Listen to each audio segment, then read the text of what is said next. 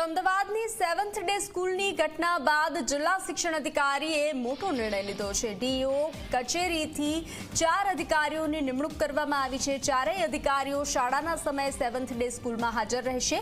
શાળાના વાલીઓની મૂંઝવણને હલ કરવાનો અધિકારીઓ પ્રયાસ કરશે। ડીઈઓએ અન્ય શાળાઓને પણ સૂચના આપી છે। 7th ડે સ્કૂલમાં ભણતા વિદ્યાર્થીઓના વાલીઓ એડમિશન લેવા આવે તો યોગ્ય પ્રતિક્રિયા આપવા અને બાળકનું લિવિંગ સર્ટિફિકેટ ન હોય તો પણ કામચલાઉ પ્રવેશ આપવા સૂચના આપવામાં આવી છે।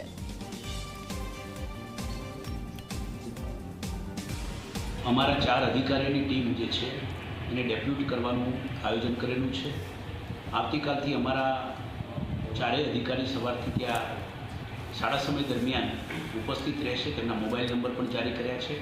કેટલાક વાલીઓના જે રીતે અમારા સુધી જે સંપર્કો કરવામાં આવે છે અને જુદી જુદી શાળાઓમાં જે પ્રવેશ માટે ઇન્ક્વાયરી કરવામાં આવે છે તેને ધ્યાને લઈ અમારા સુધી મૌખિક રજૂઆતો આવી અને વિદ્યાર્થીઓના પ્રવેશ માટે જુદી જુદી શાળાઓમાં જ્યારે પ્રવેશ માટે વાલીઓને પ્રયત્ન કરતા હોય ત્યારે તેમને મદદરૂપ થવા માટે અમદાવાદની મણિનગર ખોખરા વિસ્તારની અને અન્ય શાળાઓને અમે સૂચના આપી છે।